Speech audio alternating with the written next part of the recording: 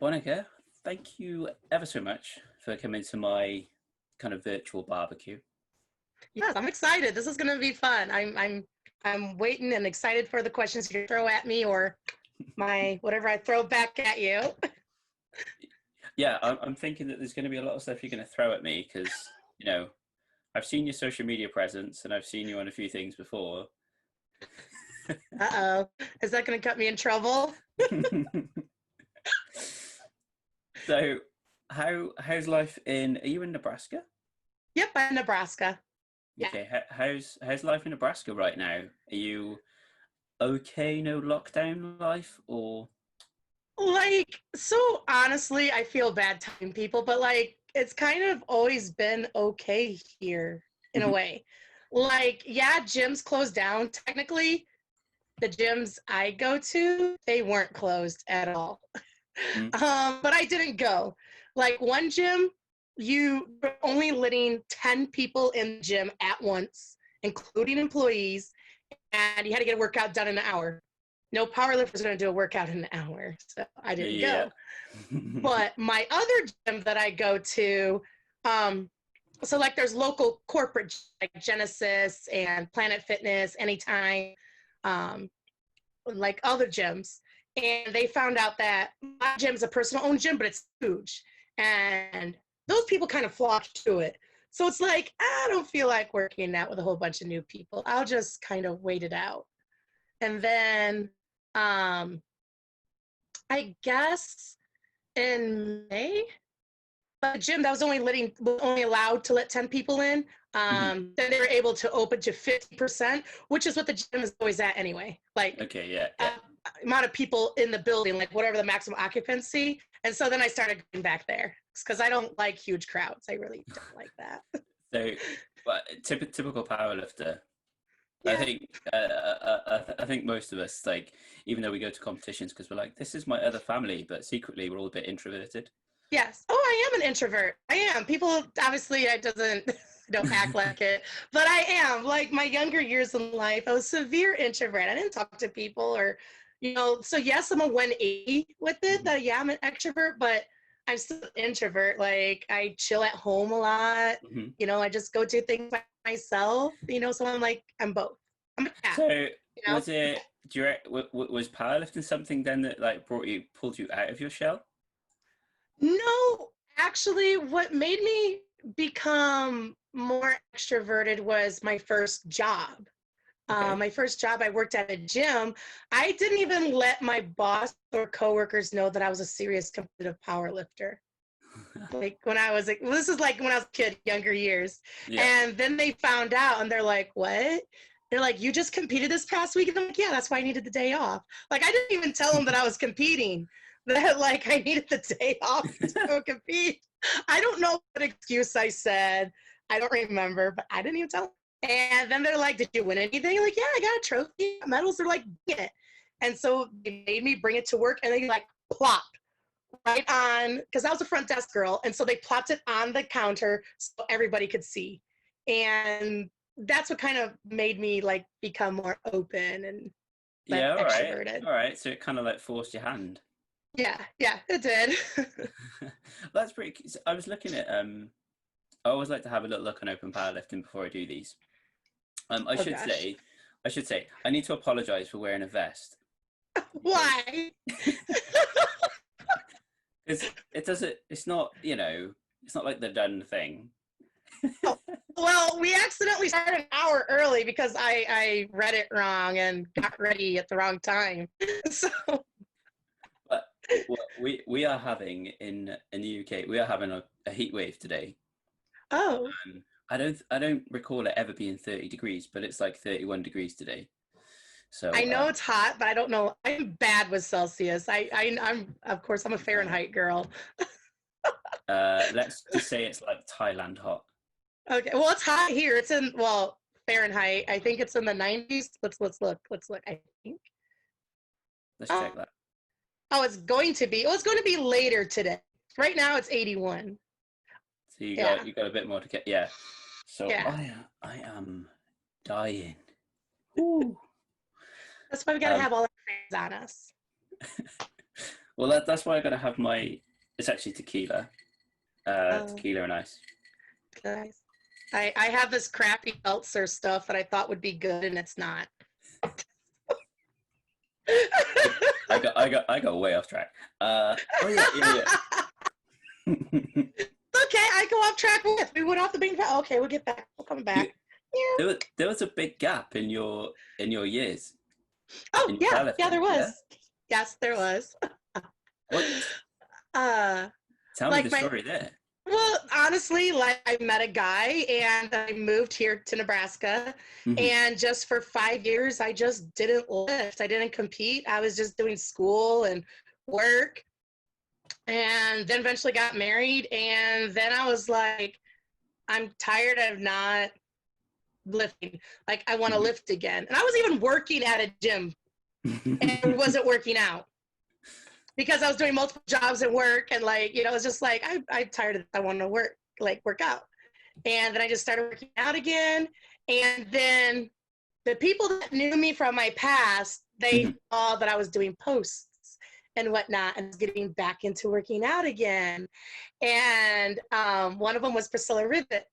And then like when you're working out, you can spot a powerlifter a mile away. You know they're a Hmm. powerlifter, CrossFitter, bodybuilder, a wannabe. Hey, that person lost 100 pounds. You can tell who's who in the gym. So a lifter spotted me out and they're like, hey, are you going to compete at the competition in April? I'm like, what competition? And so then sent out some feelers, find out what was going on. And it was mainly Priscilla and my friend Katie. They kind of Hmm. peer pressured me to come back to do a competition. And so, And did you come back and go raw? Because I think you were equipped yeah, beforehand, right? yeah. So the only thing that was when I was a kid was Hmm. equipped lifting. That's it. There was no raw lifting. Mm. It was only equipped. So like, yeah, we didn't even use that terminology raw, believe it or not. Like no one said that word. Like because you just unequipped is what we said. You're equipped and unequipped. I don't know. I really If you're unequipped, you're just gonna lose.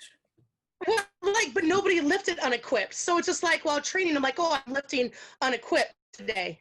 Mm. Lifting. That's how we talked. We didn't say raw. I just see all these new kids, they don't know what it was like back in the day. Like I'm not old, but I'm not super young. I'm like right in the middle. Uh-huh. Yeah, you just had a birthday, right? Yeah, we just lifted. And so but I just didn't lift for 5 years and I got peer pressured and then it's just been one thing after another since then. Well, I Yeah. think hopefully you've gone back to Katie. Is it Katie? And Oh yeah, her name is Katie Dodd. She just messaged me earlier today. We're always in touch. She hosts meets here in Nebraska. She's a national rep. We've been road trip buddies, roomies. Yeah. sick. So, did you have any major titles before the break? So, or was it mainly like college stuff? I only got to lift in one collegiate nationals. Hmm. Um, I was a sub junior champion, I think twice. I was the open world champion, not open world, sorry, open national champion 4, 6, 7, 8, so 4 times as a 90-kilo lifter, as a teen 90-kilo lifter. Um, but I did get to go to the open worlds 2004, 5, 6, and 7. Oh Um, wow, yeah, so I got to go to open worlds when I was a kid. that's pretty cool. And was it something you you started lifting and straight away you were like, oh shit, I'm pretty good at this. When I started lifting, like, I just went into school every day. Hmm. And it was just the sky was the limit, I was told, because I just kept improving every week. And back then, okay, there were football coaches. Okay, so, and well, American football coaches. Yeah. I should say it like that. American football, like, get rid of that notification. And they the last set it would always be a set of 10. Okay. Believe it, yeah, it was really bad, looking back it's like wow. So like but No matter what the workout was, I know I have these old workout book things somewhere. Like Yeah. they're in one of my bins somewhere. I feel I do have it. I just need to find it. And like they were different. They're like 5, 3, 2, 1. There was the BFS, which is better, faster, stronger program. So it's Yeah. like 5, 3, 2, 1s, and then your last set was 10. And or you do 5, 5, 5, last set 10, or 4, 4, 3, last set 10. Like it was whatever, or it was 10, 8, 6, 4, last set 10. Like, but the weight would get heavier, so it was horrible. So you got really fucking good at tens. Well, but then like then this there was a saying everybody hates nines. I was like, yeah, because you're always doing a set of 10. But I I don't know, man. It was bad. So back then, yeah, last set was 10 reps. I was maybe good, I guess. I need to find the proof. I need to find the proof of Yeah, it. you definitely need to dig out these little booklets. Do you know, I Yeah. love looking back at old booklets. So I think I started doing SPD like 12 years ago. Yeah. And it's funny you say about old booklets because my mum was like going through some stuff at the house and she was like, "Oh, I found like these old like training logs." And I had a look and I was like, "Holy shit." Like I did like 12, 14 sets of deadlift. And I was Uh, just like, I would, like, if I tried that no, like now, like I could feel my adductor is falling off thinking about it. yeah. That it's Or so used cool. or used to do warm-ups of 10s and 8s and 6s. I'm like, no. uh, Threes. Threes and twos. Those are your warm-ups. what what's training like now? Because you're training, you're doing equipped and unequipped or raw. Yeah, okay, nowadays we say raw, but back in the day it was unequipped. uh, so yeah, do you? I guess are you so well versed in your equipped now that you don't need to spend that much time on it? No, I still need to work on it. I just like um when I train, it just depends when the competitions are that I would just do both at the Oh, same time, you okay. know? So Like I don't know how to long explain sets. it. That must be a long workout. Well, no, not both, but like I would be training for two competitions at once. Hmm. Okay. Like because like I quit nationals is in May, but Raw Worlds is in June. So it's like I have to still train heavy-ish Raw and I gotta train for a quit nationals. So it's kind of toggling both. And Um yeah. and when do you think that the equipped, like, so when you are training for equipped nationals, do you find that there's a lot of carryover to your raw? Like if Oh yeah, uh especially holding the weight, especially squats. yeah, yeah, like how much, you know, do you get a big boost in confidence as well? Oh yeah, because the weight. Like I do like so equipped, obviously you're lifting more. Like I could Mhm. do 7+ in that. And then go to raw. I'm like, oh, this is easy on my back. Holding for the heavy bench. Oh, this is easy. And like, but there's a lot of uncharted territory for me and equipped. Like nobody, people only see the 9 minutes on the platform, but Mhm. like so many people don't know the trials of what's going on in like personal life, trying to train, so many downs. Like I have lots of downs in training, and like people keep telling me I need to do a YouTube, and it's like, yeah, I'm gonna do a YouTube channel of talking about every prep before a meet of what happens and why I lift the way I lifted, or why the numbers were down, or Mhm. like, or why they were great, or like, hey, this is cool, this is what happened, this is what I figured out.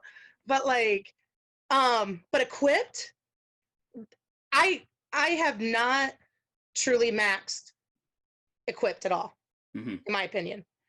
Um, and like and so I always like so much uncharted territory and I can lift more, and then like the carryover is great for raw, but it's like equipped, I'm always like, how can my body hold this weight better? Like I have to reach out to Joe and Blaine and Ray. I'm like, how do you guys overload? How do Mhm. you equip training is obviously overload for raw, but like how do you overload equipped?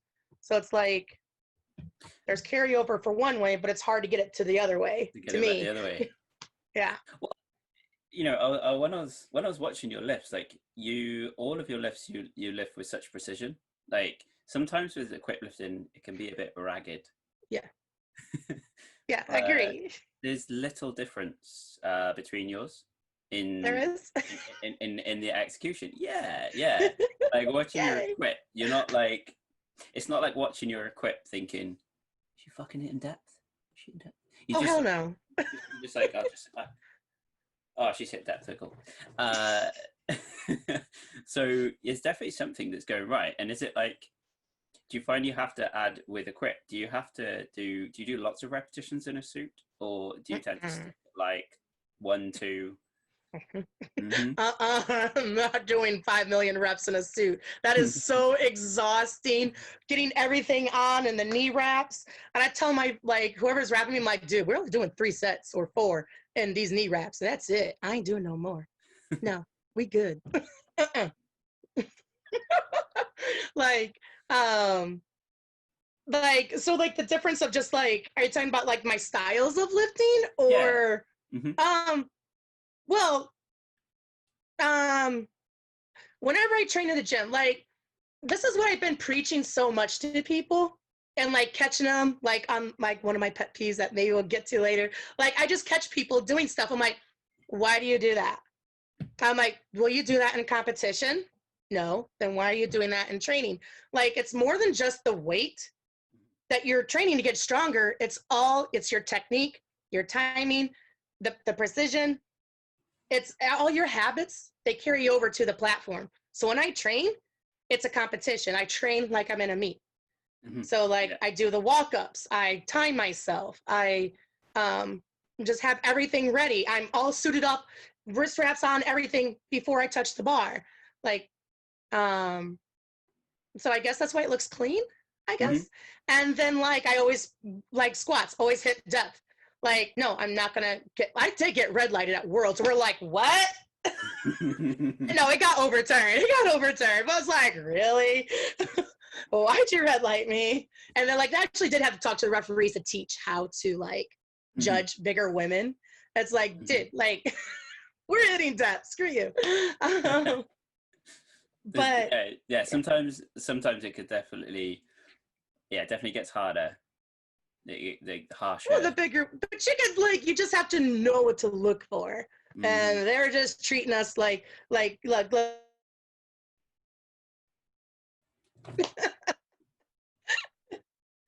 But I know one thing that I do different though, like equipped, I'm actually more high bar. And then when I'm raw, it's lower, the bar. So I do know that is my difference. This is really cool. So yeah, that's something that I think when you're using the knee wraps, a lot of people tend to keep it low bar, but like, you know, the support, a lot of the support is over your knee. Like you want it high because you want to have that knee trouble. You want to. I can't hold it. I can't hold it that low because it's gonna fall off. I just can't hold it. Like because like the way I angle, I don't know. I just know I'm high bar. I just do it. Now is a really good time for me to just interject and just like tell the listeners like quite how big your equipped squat is. Not big enough. not big enough, but it is still 325 kilos. It is. So what's that in your money? I don't know. Not the world record. What is it? Is it not? Jesus. No, because I did 3. Okay, was it like 718, 720, or okay, what was it? 325? Yeah. I don't memorize my numbers, honestly. Oh, 716. I don't memorize my numbers, honestly, because I don't want to be fixated on a number. Hey, that's a good pet peeve, too. Everybody's always fixated on a number, like in training, like, oh, I had a gym PR, 5 rep PR. Well, like, what a PR?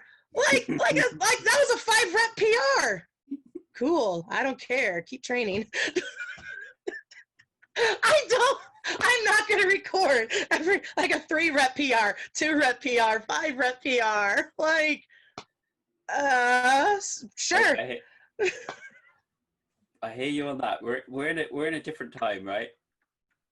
That's just me. You just gotta tell the world every little bit of your day. If you ain't telling the world every bit of your day, there's something wrong. Well, it's just like, why do you keep track of that? Like, I just don't have the brain cell capacity to care about that. I'm like maybe the singles, like I know what I did equipped in the gym before Worlds. And honestly, here, oh, wait. Let me say what it is in kilos. What I wanted to do like in kilos at Worlds. Yeah, I wanted to do 340 and smoke it. Did I get to? No. Because why? Because we were lifting over a pool that nobody knows probably. We were at Worlds. We were over a pool. A pool? A pool. Like Olympic pool. And like it had a Right. cover. It had a cover on it in Dubai. Right, I assumed that you meant like a pool of, wait, It wait. was horrible. I assumed that you meant a pool of piss from the person who was doing No, a pool. Like an Olympic pool you swim in. We were over a pool. And then, like, nobody told me. I'm still mad at everybody that lifted before me. That, like, as my warm ups got heavier, every step I took, it was, I felt it. And I'm like, I don't feel good. There's like a layer between Oh, having to put down boards and like here's the water, and then like my hand is the lid, and then like then it's the platform that you're warming up on. There's so, like every step, like it got like I felt the wiggle, mm-hmm. and I just like I don't feel good, and I was getting nauseous. I wanted to throw up. I'm like, is this what car sickness and seasickness feels like? And I didn't want to lift. I felt like shit. I didn't want to lift. And I was sweating. The chemicals are getting to me. So it's just like, yep, we're doing a first attempt. Okay, we got it in. All right, yep, chip it. Yep, I'll go out there and try to survive and do the squat and be done squatting. So the 325 was last year? So I did that at Nationals in May. Okay. Yeah. Okay, so you didn't go above that at Dubai? No, all we did was just chip the world record. And it's just like, just chip it. Yay. To do something. No, I was so nauseous. I was sweating. I was like pasty. I just like, I wanted to throw up. That whole, for first and second attempt, I just wanted to throw up, curl up in a ball and die. Like, it was horrible. And is that the heat as well? Like, was Dubai really hot when you were there? I mean, it's pretty hot. Yes, it was, but we were in a venue that was really air conditioned, but it was just the unstableness of a squatting warm-ups. It just got to me. I didn't. You said it sounds like you were like, right, I've hit a trigger and I'm off. Yeah, but I'm like, I just want to be done. So that's why I passed on the third. I'm like, no. And like, I need as much time as possible to like relax and try to recover and get ready for bench. Shit, okay. See, well, that's why I need to just do a YouTube of like, tell them everything that happens. You should definitely vlog a training session. That would be awesome. Oh, that's boring. I just sit there and like play on my phone, do my set. Yeah, there's never really anybody around, so I'm always lifting alone. Unless you're equipped. I mean, I guess you got a little family going on when you're doing equipped. Yeah, I do have the family with equipped at the other gym that I go to. So yeah, but that's still like, well, I haven't done an equipped. The gym just got rearranged because it expanded, so I haven't even done an equipped session because everything got canceled. Like everything was so much in the air that I'm like, I am not putting effort in training until I know what's going on. So did you have a bit of a break? Oh, I'm still on the break, man. I'm enjoying it. I'm like, why are people lifting heavy? Y'all's dumb. Like, enjoy this deload. Like, why lift heavy all the time? Shoot. Yeah, because I know like some states are putting on competitions and some are not, right? Yeah, there's like quite a few of them are. Like Iowa, Minnesota, Wisconsin, Kansas, Missouri, all those states around here, they are. Just here in Nebraska, we just don't. Oh, wait, well, we did have one. It's just a different federation thing that Lincoln does every year, but still had a meet. But yeah, people are still having stuff. We had everything cancelled, but I think they're trying to put some things on now, beginning of October. Yeah. But where I am, I'm in Wales. So England, gyms in England opened a couple of weeks. This is how ridiculous it is. Now, the UK is tiny, and then it's like the mainland anyway is like split into Scotland, England, Wales. So Yep. England gyms opened like I want to say about a week or 2 weeks ago. Gyms in Wales can open on Monday. Gyms in Scotland cannot open for like another 6 weeks. We So all are on the same island. England, Scotland, Wales. Was Northern Ireland still part UK or is it no? yeah, No. yeah. Okay. I see. I I, learned all that when I was in junior high. England, Scotland, Wales, Northern Ireland. See, I don't actually know what's going on over there, but yeah, it's just madness. But yeah, there's so this competition's like starting again around like October time, but it Yeah. kind of feels like to me. I mean, maybe you guys feel the same, or some of you feel the same in the US. It's like just let 2020 be, Yeah. like just let it be, and like we can just get rolling next year. Hmm. Uh, Oh, I feel the same. I was like saying like back in April to like certain friends that I'm like, I just want everything canceled. I want national and international canceled. Just scratch it all, deload year, just let it all go. mm, You know, I'm just whatever. I'm checked out. And like now USAPL has done the hometown showdown and it's like I don't want to compete. And there's nothing local because I would be forced to do something locally and there isn't anything. So I'm like, still don't have to lift because I ain't nothing local. So I'm good. what's the hometown showdown? Oh, so it's so you're still competing against everybody. So you're Mhm. doing a local meet and it kind of gets national ranks and there's prizes Okay. and whatnot. Hmm. But it's like you have to be a local. Like I can't travel somewhere to lift. I bet you anything my Boston friends would love me to come, but I probably won't be allowed to lift at that Boston meet because I'm from Nebraska. Hmm. And like if there was no COVID, of course you could do that cool stuff, have guest lifter, well not guest lifters, but actually lift and compete. Hmm. But it's like I would have to be local and there's no competitions at the bordering states for me. So I'm like, oh On well. the on the one hand, that's a pretty cool idea. Yeah, I like the fact that they're not sort of because it's not forcing anyone to travel then. Because I guess some true. people are just like, right, you know what, fuck it. I know I can compete there. I'm gonna fly, regardless of like quarantine measures and Yeah. masks and whatever other shit. So that's a pretty cool idea. But Yeah. if you don't have anything near you, you're pretty screwed. Yeah. So I'm like, oh well, who cares? That's fine. And it's just like it's also a year for everybody to heal up. It's like, dude, just take a break. It's okay. I didn't live for 5 years and muscle memory came back for me, still had to train, but like the base of your strength, it's not gonna be gone in like 2, 3, a couple months. It's not. Like I Yeah. didn't live for 2 weeks when this COVID stuff started. And I enjoyed that time off. That was good. I got to chill and relax. I was sore as hell coming back, but it was nice to be a bum for a change. Oh well. But I did So learn. I'm not gonna do that again though. I'm like, nope, I can't take 2 weeks off. it hits It when was you come back. hard. It was really hard. So in the spirit of Barbell-Q and people trying to get their pet peeves on my let's pretend this year on my Yeah. imaginary barbecue. And Have so you? that's where we wanted to end up, right? Yeah, but like I'm not just gonna throw it on. I know, but I gotta try to get it there. You gotta like sway me.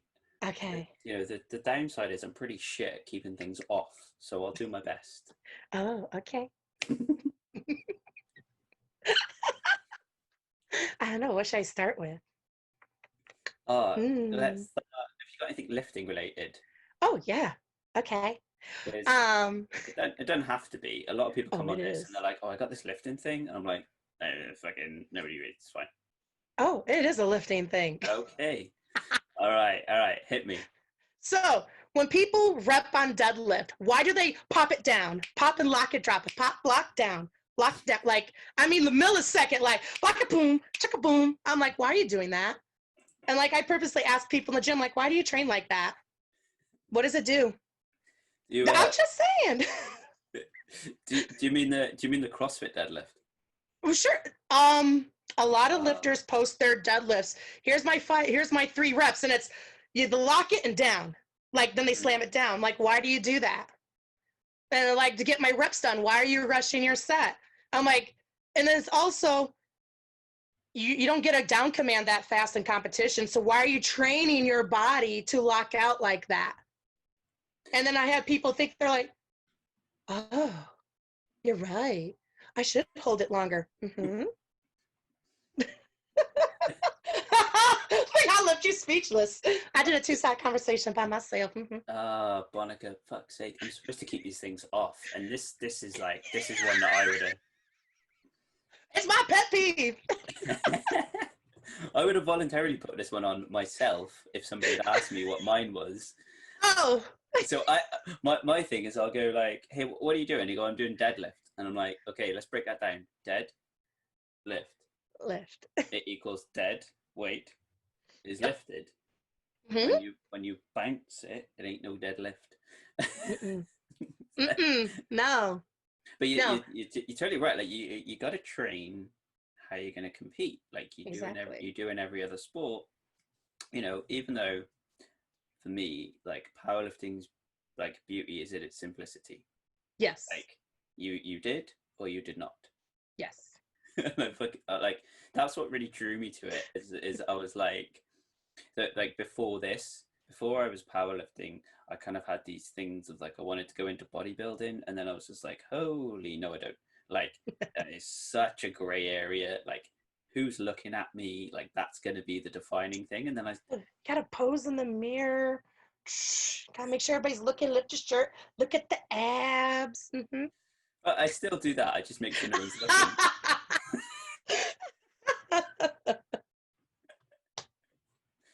Oh, so you're like these teen kids in the gym. We all look at them like, y'all like, dude, you're only 15. You ain't gonna look like that forever. We know that, but seriously, nobody. You too tiny. Like they're like skin and bones. I'm like, But hey. I mean, you know, if we're talking like selfies, you are the queen over there. Oh gosh, no. There's so many other people that are more selfie queen than me. Oh, I try. I'm still waiting for the day when in competition they give me extra like Wilks points for more vascularity. That would be. Oh, I lose in that category. Everything is in the witness protection program. We can't have them veins popping.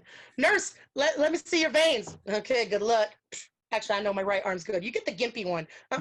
You ain't gonna use my good arm if you miss it somehow. It is there. My good arm. You get the gimp arm. I don't care about this arm. Okay. Right. You know what? Like bouncing your deadlift. Well, it's the lockout. It's the lockout. That's what kills me. It's the lockout when people just barely lock out, or they barely like lock out and their shoulders, and they can still tell their knees aren't even locked, or they think they're locked and then down, or just they do fully lock, but it's just a millisecond. And like in competition, you see the people that are bobbling at the top. That means they did shitty deadlift training of not fully locking out the full true lockout of the lift.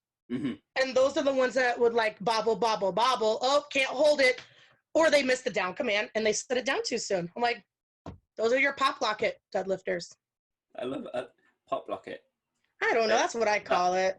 Pop lock, drop it. Like they barely lock it, drop it. I really barely lock, drop. I hope that by the time we have a competition in the UK, it can be a thing. Oh no. Be like, hey, you're a pop locket. Well, it's just, you can tell, and it's just annoying, and I cringe at my friends. Any lifters, they can razz on me all they want, but it's like, dude, if you post a video like that, I cringe and I just skip over it because it's like, no, you're not. Complete lockout and then down. Like, it doesn't do you anything. You know what? It's going in. We're burning that, all right? So anybody listening, no pop lockets. No pop lockets, no bouncing. If you want to be better at powerlifting, pretty sure that having a really fast lockout and no holding, like, yeah, it's definitely not going to help. And actually, like now you say that, like recently, like with quite a few people, like within their programs, I've been adding in just little reminders. It's like, hey, on that last rep, hold it a little bit, like making them hold it, you know, like 8-10 seconds, just to be like, if you skip Vicious. if you skipped it on any of the others, we're going to make up for it on the last one. Ooh, okay. They have to make it up. Okay. All Because right. you never know. So you're kind of ticking all boxes then, aren't you? Yeah, definitely. All right, so that one's, yeah, that one definitely made it on. But Yes. I'm glad. Let's so see. let's see if you have anything else. Ooh, what's another good one? Um, why do you put your knee sleeves on right away if you're raw lifting? Because it's nice. Why do you need it for 45 pounds or 70 kilos or 120? Because Do I you date. need do you need the support of the knee sleeves for that low of weight? I feel like Why? I feel like this one is like directly aimed at me, and I No, like this is how I say it to people. No, this is what I say. I make the person think. It's making you think, aren't I? yeah, Yeah. but I gotta have it for 45 pounds because I am 45 pounds. But here's the thing, like knee sleeves are for like the support, but also like it's for their heavier lifts. And so you're wasting, like, you know how the knee sleeves, they feel amazing and nice and tight when you're first putting them on, right? Mm. So why are you getting that maximum oomph tightness on your light shitty warm-ups? Don't you want that for your heavier sets? Like, you're making a really fucking good argument here. Okay, I'm because just saying. because I am one of those where I'm in the gym and just on they go, because Why? I don't really wear very tight knee sleeves, That's good. That's good. so it's easy enough at the beginning. Yeah, okay. It just feels really nice. I'm like, it's like someone's hugging your knee Yeah. right from the off, so you're off to a good start. I understand what you're saying, because you don't like you said, you're wasting the oomph. But also, that means you're making your knees like it's a crutch. And you're making your body depending on wearing knee sleeves all the time. So it's like you can't even, like, say you're coaching someone, you need to demonstrate the squat, and you have 70 kilos on there. And when you get under the bar, you're going to feel naked and be like, oh, my knees might, well, you could feel this, but like you could feel like you're going to break, or you're like, you're feeling competent doing it because you don't have your crutch on your knees. I feel like this is a good opportunity for me to stand up and say, I'm Jake and I'm an addict.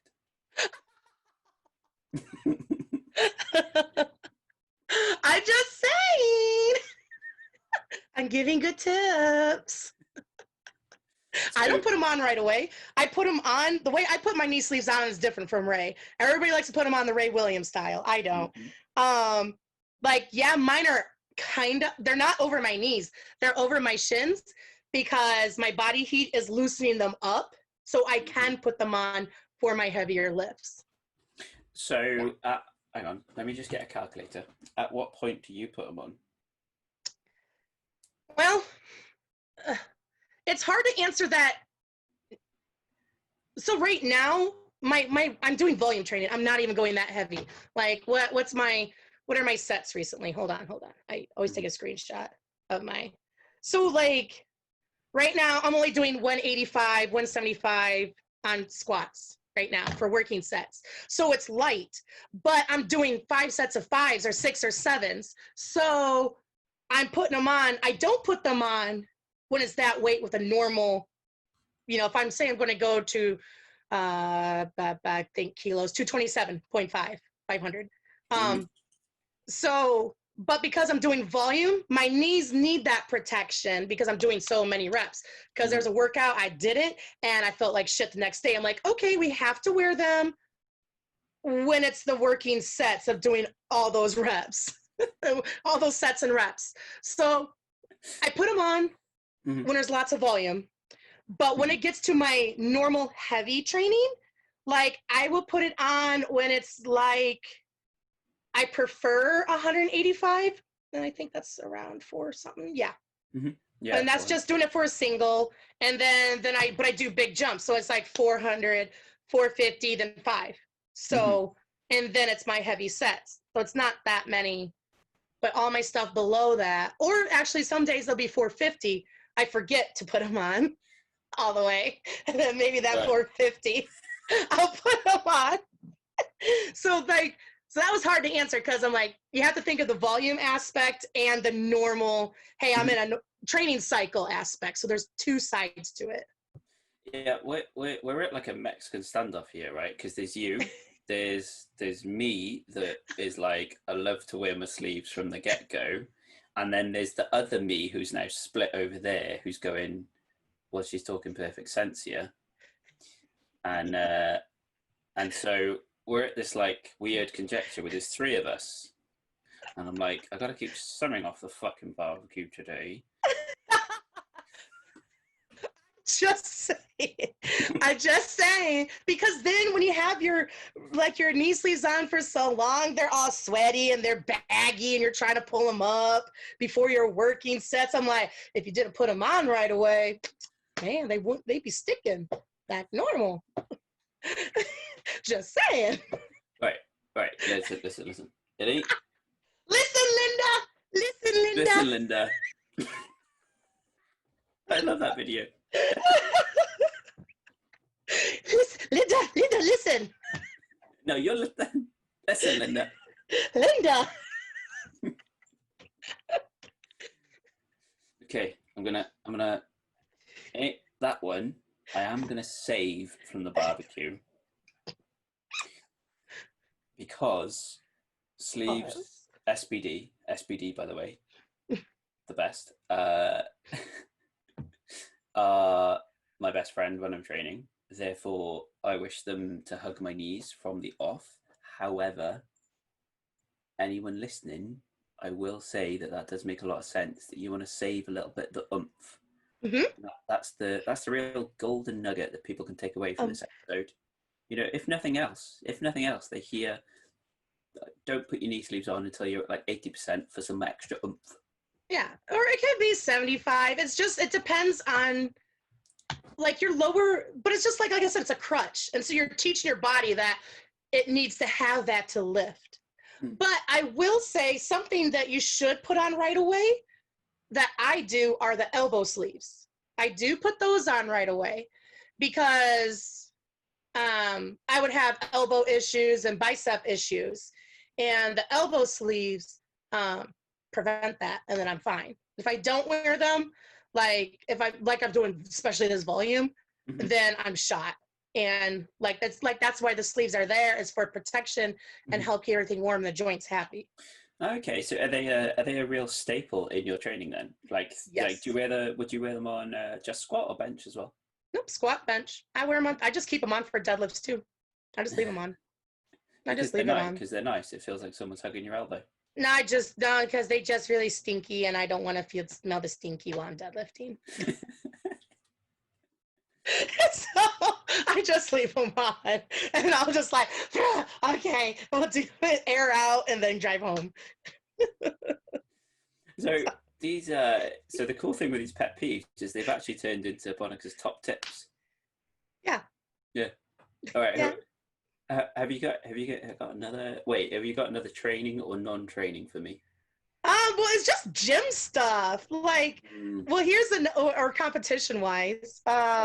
Competition one's good. Well, not really. I don't know. Let's ruffle a few feathers. Actually, no. Actually, here's one of ruffle of feathers. Why do you eat so much shitty junk food a day you're competing? Oh. Why? Yeah, I'm with you there. You ain't a bodybuilder. Like, yes, you are. You're probably going to, you know what I mean? You wanted to and stuff, vascularity. That's different. I even talk to my bodybuilder friends. I'm like, y'all need that for your veins to pop out. But it's like, why you, like, somebody asked me, what's your game day snack food? I'm like, nothing. Powerade. Like, why are you eating shit, junk, on the biggest day of your lifting? Did you eat that in training? Did you teach your body to eat that and use it for fuel while training? No. So why are you giving your body this huge shock of shit Yeah. and feel like garbage while while maxing out. I'm just saying. That's my saying. Yeah. You. No, you're so right there because it's so true that you see people on game day and I'm like, you got 3 bags with you. Why have you got 3 bags? One of them's a fucking suitcase. Why have you got a suitcase? They're like, that's my food. Like, all right, I get that you're here all day, but you ain't running a marathon. Like, Yeah. you're doing 9 lifts. And it's like, do you eat while you're training? No. So why are you eating while you like compete? It lasts 2.5 hours maybe if you have 2 sessions. Whatever. 2.5, 3 hours, you can't survive not eating. Like, that's why I drank Powerade. Like, yeah, I know you do get a little hungry. Yeah. Mm. But you don't need a suitcase of food. Mm. No. Yeah, and I think that, right? I think that really ties in with the other thing, like that. And we spoke on this on an episode a couple of episodes ago, where right now everybody wants to be the weight category below. Like it doesn't matter what they weigh. It's like everybody's like they want to try to just get down to the next one. And in so I did some training in Russia. I want to say 4 years ago with Yeah. Privyet That's all I know. with Pozdiv, Konstantin Pozdiv, who was a very high level equipped lifter. But yeah, he was saying in Russia that he's like, you never cut for comps. No. And it really pays off when you don't. Like, I agree. Why cut 10, 12 pounds? That's stupid because you're used to lifting at a heavier weight and now you dropped and you expect to lift like what you did heavier? No, I don't think so.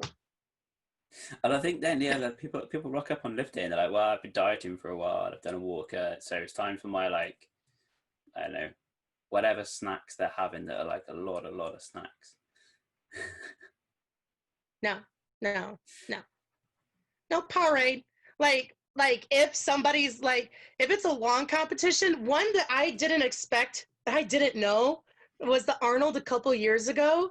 We had 3 flights and I didn't know it until like I was done squatting. I'm like, all right, time to get ready for bench. I'm like, why are you squatting?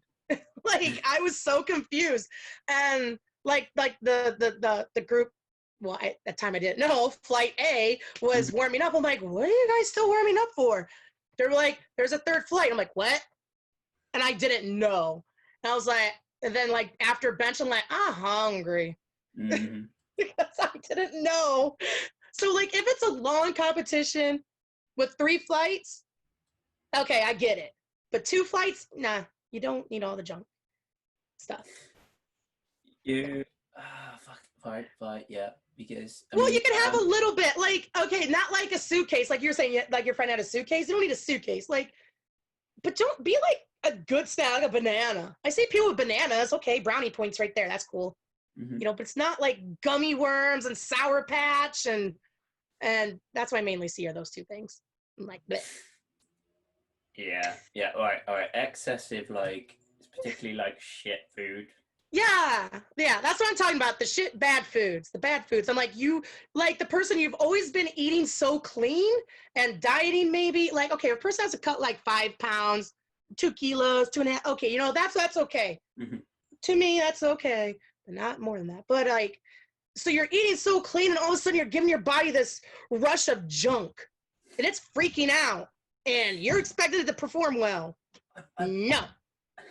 I bet in the equip wheel that could wreak havoc as well because like in Brawl not so much because the only thing you're kind of playing with is your belt, but like in the equip wheel, yeah, you could really fuck with your squat suit, I guess. So there's some people that they have to like keep eating to actually fit well in their suits. Like my friend Monet, she's like, I need to keep eating. If I don't eat, I'm going to lose weight and I'm not going to fit in my suit well. Same thing with Kelsey McCarthy. If she drops too much, suit gets loose. And I'm like, I'm okay, I think. I hope. I lose weight when I'm competing, like when I travel, but like I'm okay still, but they're not. But with the squat suit and the belt, the straps, everything, you can't. Quentin Meyer, I don't know how that man does it. Nationals, he had a Qdoba burrito. He had a huge tea thingy, and he had something else. I think he had a dessert. I think he had some M&Ms. I'm like, you're eating? You just weighed in, honey. Honey, you gonna eat all that before you compete in the soup? Oh my. And he does. So he's probably the one anomaly. Mm-hmm. But that man can eat.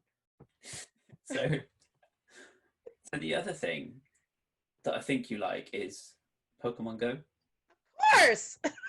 I couldn't reach the Pokestop when I was in the venue in Dubai. I was really sad. I kept looking. I can't reach it. Yeah. I love Pokemon, but I haven't turned that on for years. I think like 2 years I haven't turned it on. But Oh, they added a lot of stuff. You missed out on Community Day. Community Day was today. yeah, Community Day. Oh man. What is Community Day? Community Day is when there's one Pokemon that's an exclusive for that day for a 3 or 6 hour event, and it spawns a shit ton. And you try to catch as many as you can. Okay. And you try to get all the shinies you can, and you try to get good stats for battling or raiding. You know. What was today's? What was today's? Magikarp. Oh, that's disappointing. But it's good in Battle League, though. So you want to try to find a good one for the Battle Leagues. That's today. Last month was Ghastly. That's much better. That took a major flop then. Yeah. No, the month before that was Weedle. Well, look, I know, I'm going to get ripped, but look what's on my desk. What is it? They released that dude for Halloween, Pikachu, to dress up as that a few years ago. Yeah. So for anybody who is purely listening to this, what I'm holding up is it's a Mimikyu, and it's basically like a thing that pretends to be a Pikachu to get loved. Yeah. And Pikachu did dressed up as that a few years ago for Halloween. Oh, that is so cool. So I'm gonna circle us back around now. Okay. With powerlifting, do you write your own programs, or do you have someone that does them for you? No, Chow Buckland is the one that bosses me around. I'm a lifter that I just want a program written out. Give me my numbers, I'm gonna do it. Mm-hmm. And if it was really good, then we obviously increase the weight. If it was it's too slow, I'm going to redo it. Or there's times where I'm just I had a bad week of just life and lifting. I'm like, hey, I'm going to redo last week because I did not earn a new week of training yet. But I just like to be bossed around. That's really cool. Easier. So do you mostly work on off of percentages then? I don't know. I don't want to know. So I just do what he writes. he gives you the loading? No, yeah, he just writes down what my exercise is and my reps and sets and the weight, and I go do it. Perfect. Okay. I'm simple. I don't do RPE, whatever that stands for. I don't want to know. I don't do it. I don't do percents. I don't want to think about it. I don't want to do the math. Just oh, this is my working set. Okay, cool. Let's go. Just grab and go. Yeah. Are you still working in a gym? No, I do. I have a call center job I do at home. So everybody's working from home, and I'm been working from home since 2013. Okay, everybody, y'all are copying me. And how much easier do you find training now that you're not in a gym all the time? No, I still go to the gym. Honestly, so I do have a little setup here at home. But it was really hard to be motivated because so I've been working from home since 2013 that people just don't know. It's so I'm home by myself. I don't have any social interaction. And my ex and we got divorced 3 years ago, something. I don't know, 2 years ago. I don't even know how long ago. Anyway, so it's on my own. So I'm by myself all the time. So going to the gym, that's my social interaction. That's going to the bar. Not the bar to drink, that's the bar to hang out, bar to lift weights. And it's just when COVID happened, it's just I lost it. Yeah, I got to hang out with my pogo friends, but that wasn't the lifting stimuli. it has a shortened name of pogo. I call it, yeah, that's what I say for short. That's what it says. Pokemon Go, that's 4 syllables. So, Pogo, too. But, like, not being around my gym friends, like, it was hard. And it was so hard to be motivated to work out from home. And I'm like, how do people do this? Like, it just, like, I thought it was going to be for me, but I'm like, I need the environment, the drive, the push me more. Yeah, you're so right. The environment is huge, and there's been like two kinds of people that have come out of this. So yeah, there's definitely people who have like taken the lockdown and just run away with their lifts, and they've like got a load of PPs. And I can think of one in particular who's downstairs right now, which is my fiance. Hit like a couple of PBs during the lockdown, whereas I'm the other day, and I'm like ringing friends, and I'm like, hey, you do anything? Not really. Yeah. Could you come over and just sit whilst I train, just so you're there? Just somebody to talk to, just the environment, or so my gym is split up in different rooms. So like I'm in the powerlifting room. Even if there's nobody there, like I can people watch and just watch people, and that's still something, you know. And like here, it's like trying. Should I FaceTime somebody? I don't know. That's a good idea. Yeah, but no, hardly. No, so this is your podcast is the one that I fessed up saying that I have somewhere to train at home. No one else knows. I didn't tell anybody. There's no videos, no pictures, no nothing. Because I didn't want people to know. Well, I'm like, who cares? I'll cut that bit out. Don't worry about No, you don't have to. Oh, this is just a blank wall behind me. No, but so I do have a setup here at home. My apartment's pretty cool. You know, I got a gym set up, my desk. This is the living sitting area. I got a treadmill. And yes, I have a treadmill. Let's see. Well, it has clothes hanging on it. You probably don't want to see it, but yeah, I do have a treadmill. Well, I was doing laundry last night, so I was like, there's some boxes and stuff on it because I had to move stuff to do laundry. So I'm like, never mind. But yeah, I got a treadmill. Is that your warm up? No, you don't have a treadmill when you're in a competition, do you? Wait. Okay, all the competitions I go to, there ain't no treadmill, so why should I warm up on a treadmill? That's a very good point. See, that's another thing. Like, people do all these extravagant warm-ups, and I'm like, you ain't got time for that. You need to learn to have your warm-ups. I will glorify and say max 15 minutes of crazy stretching or whatever, but you need to hurry up and get underneath that bar and warm up because you ain't got no time. So what about what do you do before you touch the bar? Oh, I got this 5-minute little goofy warm up thing that I do with my shoulders and legs. And I might foam roll a little bit, and then it's like, okay, let's go. I don't do the first warm up is 70 kilos. I can't do just the bar. Mm-hmm. No, 70 kilos. Yeah, I mean, I'm not surprised when your squat's above 2. Well, I can't get it back. I can't get my arms back, and there's no weight on the bar to force my arms back. Can't do it. So, what did you get started in lifting in school, in high school? Yeah, junior high. Well, I don't know what it is called for you guys. But it was it was high school, but almost in junior high. But yes, high school, freshman year. I don't know, secondary school. So you were how old? 14, 15?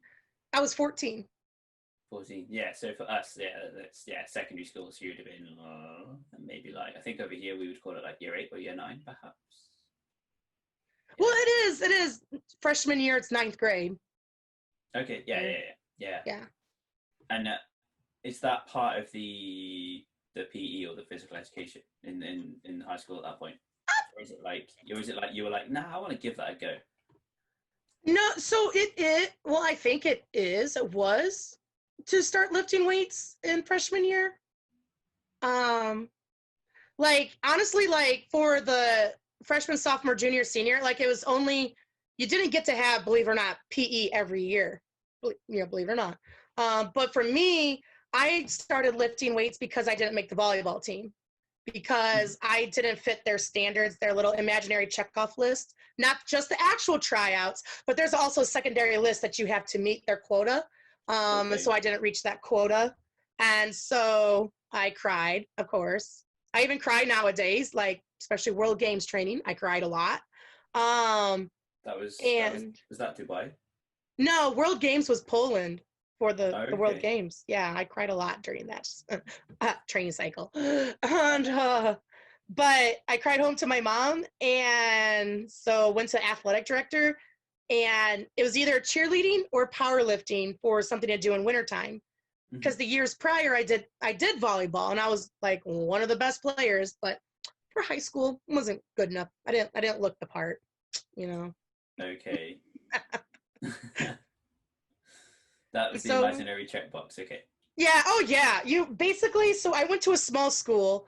Like what was there are positives with it. Like nobody made fun of you really. Like you really weren't teased of how you look, where you're from, what your race is, and none of that stuff. Like you weren't made fun of that, but you're made fun of for like other stuff. Like I was actually somewhat bullied for powerlifting for being strong, believe it or not. I really was. Yeah, I was. Yeah. And but so this school is so small and tight knit that you had basically, I call it, my mom and I, we both call it, you have to have the right last name. So basically like generations of people going to that school, like the right last name. And or just like you had a super athletic family for a few years, so you kind of get to skip the tryouts. And Okay. Yeah. yeah, and then you had to be the certain size, certain mold. You know, I was 90 kilos, but I wasn't small enough. I was too short, but I'm like a girl that has the right last name. Generations of family being there, shorter than me. She got to be on the team, but okay. And that Yeah, that that that then led you into getting to powerlifting to do something yep, during the winter. yep. And so it was just to do something in the wintertime, and I just kept getting better. And I just kept lifting and kept working out. You know what? And then Sometimes like some shit things happen, and then like later on, you like, oh, okay, that was a bit of a blessing in disguise. yeah, it is. It's just one thing after another, and then and it is true, like you said earlier, powerlifting. It's a powerlifting family, and just looking forward to see each other. And then like I finally went to Boston a few weeks ago to see my friends, and like Joe Capolino's been after me for years. I'm like, no, the plane tickets are outrageous. Like, no, I'm like, hey, thanks, COVID. Cheap tickets. Okay, I'm coming. So it's like you get to people across the states. Like if you're road tripping, like I actually got mad at John Hack because I knew he drew from Wisconsin and obviously had to drive I-80. I'm like, punk, and you didn't even tell me you were road tripping. Could have said hi to me, like a hug, 10 minutes, chit chat, then keep driving. Seriously? Like, come on, people. If you're on I-80 and in Omaha, say hi, damn it. But you know people like all over, and then like you go to a city and you can find the person, or like the Sheffield. Like I was like, research, where does Donna Moore live? Like Oh Donna. my Like, oh man, dude, if COVID didn't happen, I would have trained with Donna for like 3-4 days. god. Yeah, even other countries, I'm going to try to plan to visit people. Sheffield now is replanned, right? 2021. Mm-hmm. I don't know anything else. Yeah. Well, fingers crossed, Yeah. because that is going to be such a cool competition, and I think it'll be so good for the sport. Like it'll be such a spectacle, and hopefully, because like watching some of your US nationals is like watching something on Netflix. Oh, that would be cool. You know, like you've got the lights, you've got like the projections, there's a lot going on, and it'd be really cool if like SPD Sheffield could be like, well, I think it is going to be anyway. But you know, if it's that similar sort of grandiose, like it's boom, it's big, it's a Yeah. That would be nice. Yeah, that's what they were going to do, and like try to make it a big thing. And there was like followers from like all over Europe. They're like, hey, we bought tickets to the Sheffield. We're gonna watch you live. We're gonna meet you. They were so excited, and then everything kind of crumbled, and it's like, oh. So I it was gonna know. be like something different for people to see, and just it been fun. And I would have been able to work out with Donna Moore. That would have been incredible. She is insanely strong. She's awesome. I'm like, I crushed it. Damn COVID. So obviously you like Pokemon Go, but what does Bonica like doing outside of powerlifting? Well, that's what I get to do. I live in an apartment, but I do like to have a garden. Like, I kind of tried to adopt a plot at my Hmm. friend's place, my pogo friend's place, but it was too late in the season to start anything. But plus, it's a really shaded area. Hmm. But another friend, he's like, you can tear up my lawn if you want. I'm like, really? So like my friends, they're like, you know stuff about gardening? I'm like, yeah. We had 100 by 100 square foot garden at my mom's place when I was a kid growing up. We Oh, grew anything and everything. that's so cool. So you're Yeah. growing some veg.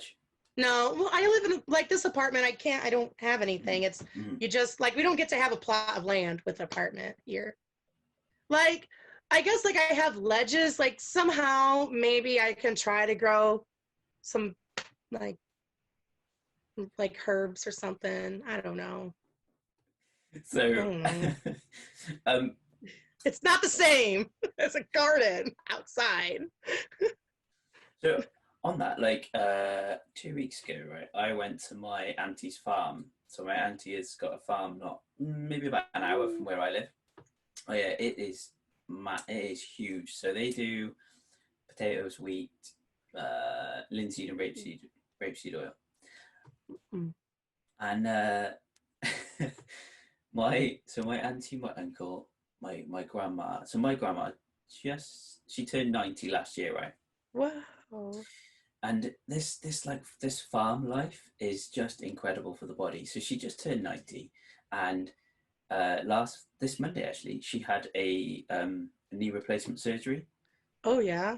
But obviously she's 90, so they don't want to put her to sleep. So she had it via epidural, and normally they wouldn't do a knee op on somebody who's 90, right? I know, Oh, true. oh, they do. Can you imagine the noise? Oh my god. Because they have to saw. They have to saw the Yep. femur and the Mm. tibia, and then they use a hammer and they jab it in you. Okay, Yeah, I don't know everything about it, but I do know those parts. They have to but slice you open. Ooh. uh, I'd be awake for that shit.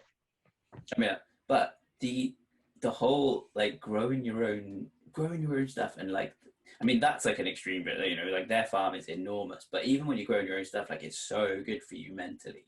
It It's is. amazing. And what's hilarious, so my uncle is a potato farmer, and Ooh, his taters. farm is, yeah, right.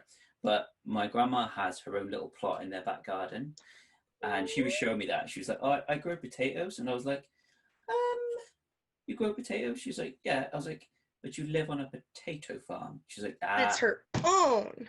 these are my potatoes. These are mine. Those are, those are hers. Those are Exactly. mine. No touchy. So that shit's really good up here.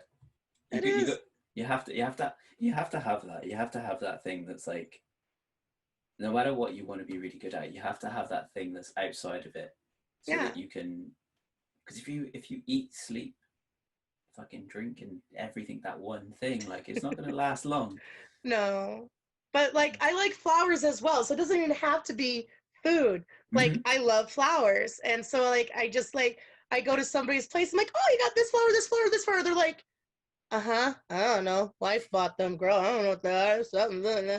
I'm like, okay, whatever. Well, this is this and blah blah blah blah blah. And this should be over here in the shade, and this should be over here. And you know, like so I That's like really cool. flowers also. Flowers and gardening. Flowers and gardening. That's Yes. really cool. That's so, and well, you obviously get your steps in when you do Pokemon Go. So, you I know. don't know. We drive around. What are you talking about? We drive. Oh What are you yeah, talking about? I'm forgetting. I'm forgetting. This is America, and there's fucking roads everywhere. Yeah, we drive. If you want to, I was like, so people, they're so cute. It's like, like, so we have to do raids when you go for the main big boss, the 5-star raids. That's the Oh, highest you go. People are like, yeah, I did like 5 raids today. I'm like, yeah, we did 30. Like, come with us. Yeah, you'll learn how to pogo. You'll learn how to raid. Let's go. You're so cute with your 5. I did 6 in an hour the other day. So whatever. good driving. Yeah, you drive, you catch and drive and go.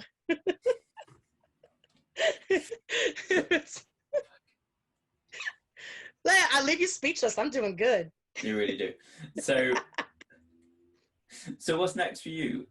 If there's a competition early next year, or will you wait until there's some bigger internationals?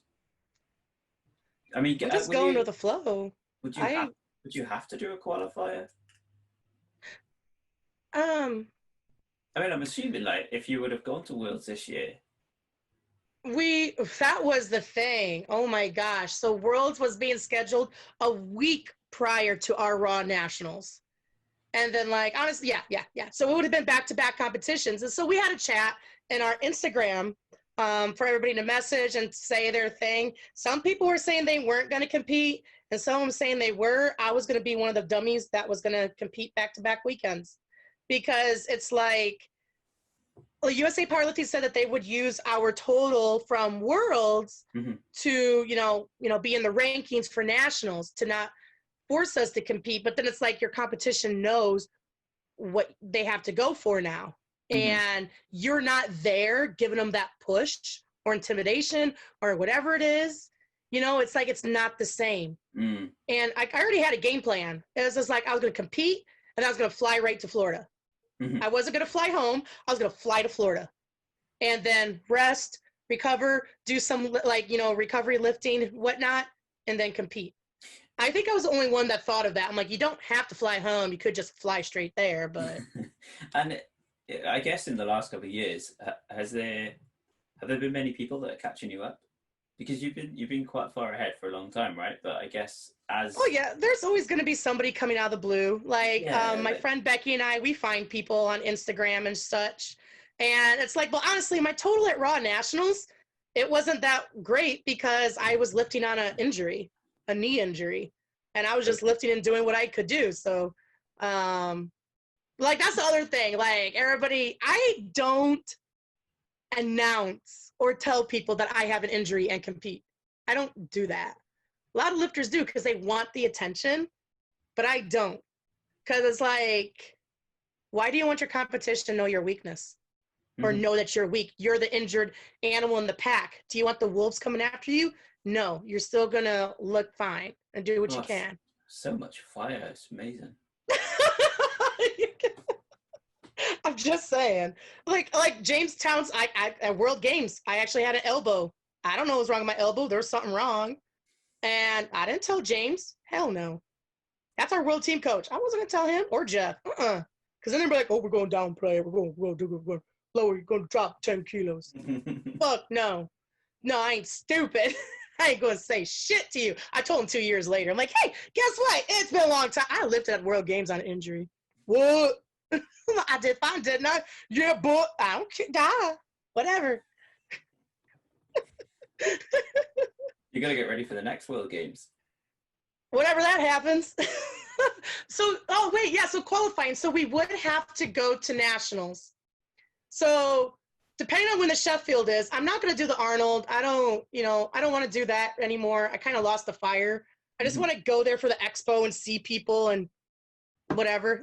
Actually, if I get to, I want to go to the Arnold for strongman. That's what I want to do. So if that happens, cool. But if the Sheffield is before our nationals, then it'll be that. But I guess it'll be Equip Nationals, May, wherever that is, because then Worlds is in November, and then that's the qualifier for World Games. So Equip Nationals. What? So November next year is a qualifier. When's World Games then? 2022? Yes, it's 2022 now. So that yes. So you have to do like November 2021 to get ready for to qualify for 2022. And yes, when you say you wanted to do the strongman, is that you want to go and watch, or you want to go and compete? No, I want to compete. That would be cool. So if I ever compete at the Arnold again, it would be for strongman. That's cool. I want to do it for that. Like powerlifting, I'm like, it fizzled out. I'm pooped out. I don't want to, because like wintertime isn't crazy here, but it is crazy enough that there's days that magically, the days I need to train, that's when there's a snowstorm or bad roads, and I am not driving with idiots on the road. I'm like, I'm good.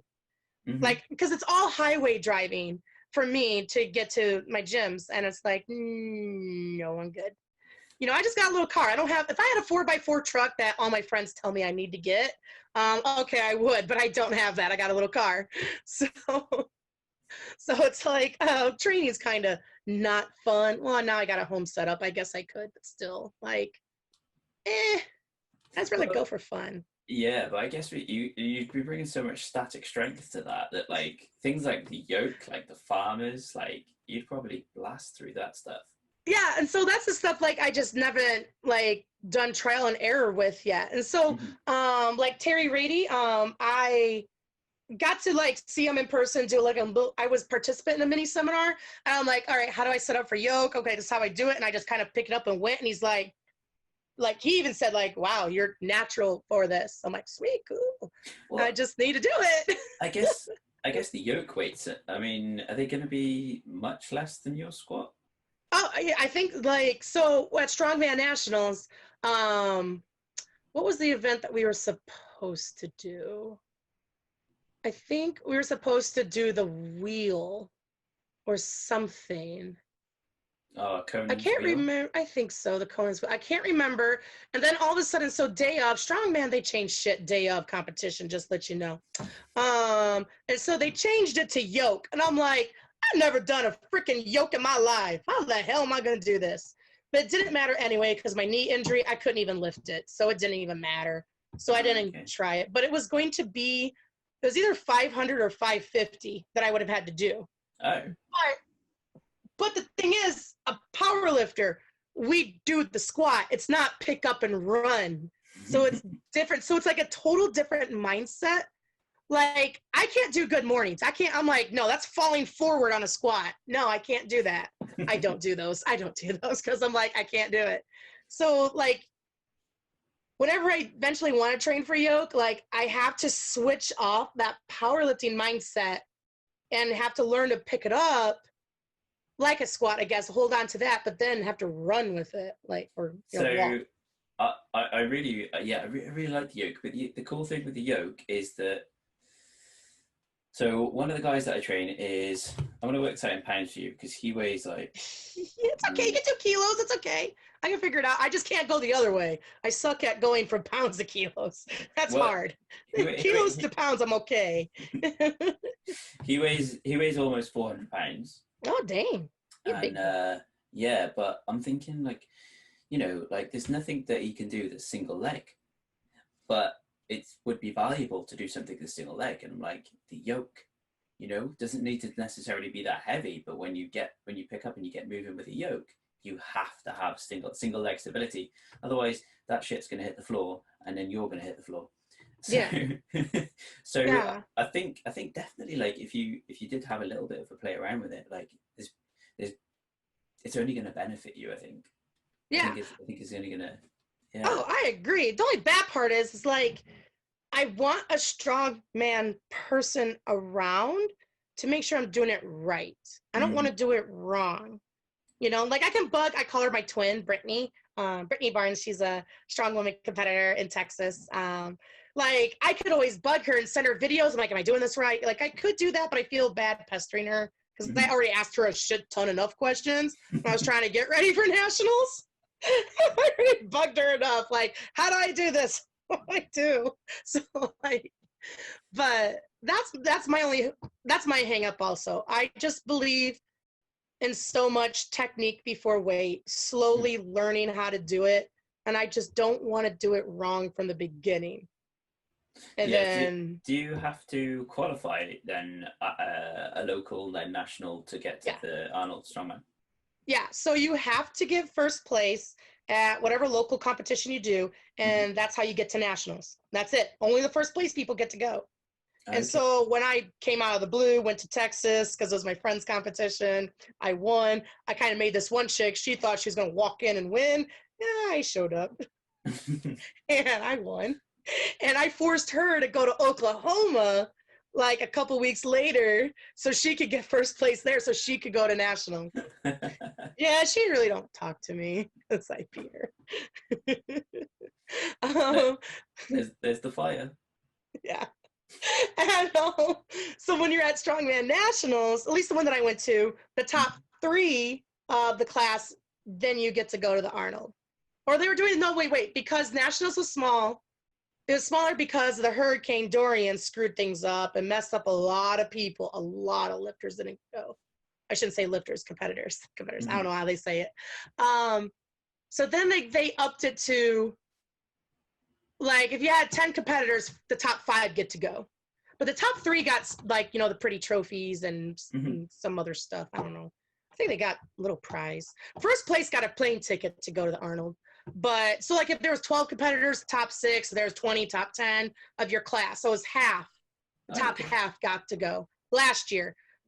So normally, I don't know.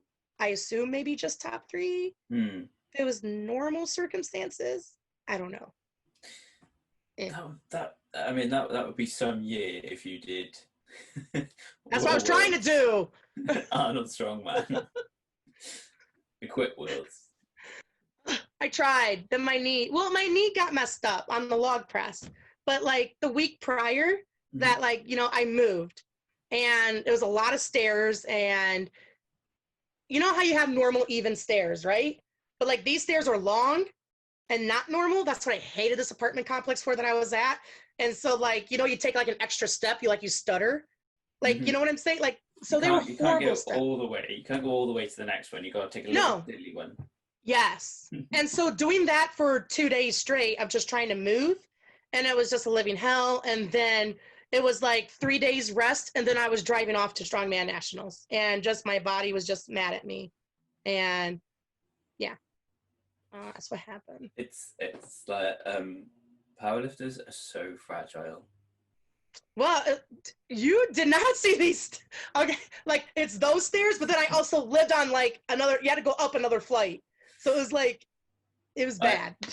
I'm like one of the most broken people you'll speak to. So like, I'm not saying that at you. I'm just saying that as like a statement. Yes, but like I know I just didn't give my body rest because that was just a lot. I have a lot of stuff. And so like I said, I got a treadmill. The treadmill is a bitch to move. Okay. That was the roughest thing to move. I don't have some little piece of crap Walmart. No, I got like a gym, a Precor. I got the Precor, the shit treadmill. Yeah, Precor. Wait, are you also deadlifting in an apartment? Oh, I'm on the bottom floor. Yeah. I got a first floor apartment. Yeah. Woo! I'm like, I ain't moving nowhere unless I get a first floor apartment. I found one.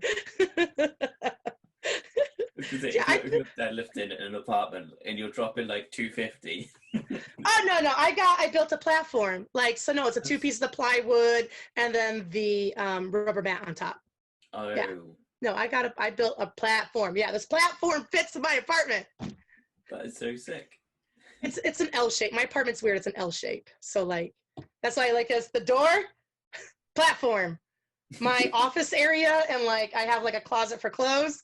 Living sitting area. Around the corner in the hallway, it's the treadmill and like boxes of shit I haven't gone through. Then it's the kitchen, and then the bedroom. It's an L shape. So I have the best apartment ever to fit in. Like if we were in a true lockdown, I think like I would have lifted better. But since knowing my gyms were open, I think that's why I wasn't super motivated. But if we were truly like, you're trapped, you have a curfew of like 8 p.m., you leave your apartment, or like you leave, you're on the street, you get $500 fine. Okay, I'll train. I'm fine. Yeah. but since it wasn't that, like Nebraska's kind of been fine this whole time, in my opinion. Training was hard. Training is hard at home. Yeah, Nebraska's not had many deaths versus some of the states. So well, there's deaths. Yes, there's deaths and cases, but obviously, like you always wonder, are the numbers skewed? What's going on? That's everybody. But it's just, we're not bad like other reports like Texas or Florida or California. Yeah, it is really hard to know sometimes. Like, it depends on which news channel you turn on. It's like, what the fuck do you just never know what the fuck to believe sometimes. And or you just don't have free channels and don't have the news channel like me. I just have Hulu and Netflix, so you don't know what's going on. What's Hulu? It's like another version, another you know, TV stream of Netflix. Just different. So they have like more like TV shows on there. It's different. Like they have stuff that they like each one don't have. Like I'm Guilty, I Love Lucy. That's on Hulu, but not Netflix. You know, or they're like what? Oh, what? Who's Lucy? Lucy, I Love Lucy is just an old sitcom that's in black and white. Oh, okay, cool. She's just a comedian, you know, skit, half-hour skit thing. But like they're cute shows. I loved it. I watched it when I was a kid, and that's on Hulu. But a British, but like, well, I've watched a British sitcom that I like. It's Are You Being Served? Oh, it's so good. Mrs. Slocum and Mr. Humphreys, Captain Peacock. Yeah, that's my jam. Oh, I haven't seen that for so long. Man, I got the DVD set. You're lame. I do. It's right over there. That's so cool. That is so cool. Oh, Bonica, this has been fucking amazing. It was, do you know, the funny thing, right? Before you came on, I was like, sometimes I sit here and I'm thinking like, okay, who am I chatting to today? Got to have to think about it. And before you came on, I felt like I was just going to be chatting to a friend. I felt like I already knew you, right? Like, like that's really cool. You kind of have you have that kind of effect that everybody feels that they already know you. So it's really, really cool, and it makes everybody just feel at ease. So, aw, thanks. No, it was awesome. No, this was fun too. But I should throw one other pet peeve at you for fun. Come on, hit me. Why do people put baby powder on while standing up? Doesn't it just fall off? Does it stay? You mean pre-deadlifting? Yeah, when you put baby powder on, why is your handler putting it on you while you're standing and all it is getting on the floor? Shouldn't the lifter be sitting down like we are right now, put their legs out, and then you put the baby powder on and it kind of stays? They're doing it for effect, like it's a smoke screen. Falls on the floor and no baby powder on the legs. They're like, yeah, but it's for a smoke screen. They're like, poof, no. Like... But I'm just saying that's a pet peeve. I'm like, no, shit, no, like, yeah, because definitely if you got to put your leg up, or if you got to sit down, or if you're standing up, just raise your leg. I don't care which one, but I'm with you. Like, because if you do it standing up, it's just. It just falls off, and people are trying to pat it on the leg. I'm like, that doesn't work. Gravity. It's designed to fall off pretty much. Like, don't do it. But I had to throw that one at you too. You know what? You can have that one. Yes, I do have others, but I'll just torture you with that one. There's plenty ones I make people think. Oh, this has been amazing. Thank you ever so much for your time. You're welcome. This was fun. Really, hopefully, I'll be seeing you either at Worlds or at Sheffield next year. I know, somewhere. I don't know how people can like stay in their city and never leave, but like I didn't travel from December to July, and it was driving me nuts. And I'm like, I was so happy to get out of Nebraska, like to get away. And I'm like, there's. I've got another confession to make now. Actually, now you say. Oh no! Don't tell me you never left. No. Actually, like I wanted to leave so bad, but we had our lockdown here was just like, oh shit. I would just drive to like a different supermarket and just walk around it because I couldn't go anywhere else. And I might walk around this massive supermarket, buy a bottle of Coke, and then walk home, or drive home rather. Just to get out. Like I totally feel you. Like it's just that was not fun. I'm like, I don't know how y'all's like not leave your city ever, but y'all's like that's not you. But I'm just like, you know what I mean? Just like I don't know, some coworker that you know for a few years and they never left this place. How? So I actually didn't travel until I was 18. I didn't leave the UK until I was 18. School and stuff and parents, home, that's Yeah, different. That doesn't it, count. it just it just It wasn't my doesn't, thing. doesn't. But No. you know what? Like I am in like I mean you kind of change anyway, but like the more traveling you do, like it definitely just broadens your horizon. So it's healthy. It's a healthy Yes. thing to do. Yeah. I mean, maybe not right now because there's a pandemic, but you know. F it, just do it. Who cares? I'm tired of being home. Oh, beautiful. Well, enjoy the rest of your, I think, afternoon for you. Yeah. Well, you enjoy the rest of your night. I will. Bonica, it's been a pleasure. All right, awesome. You have a good day. Bye.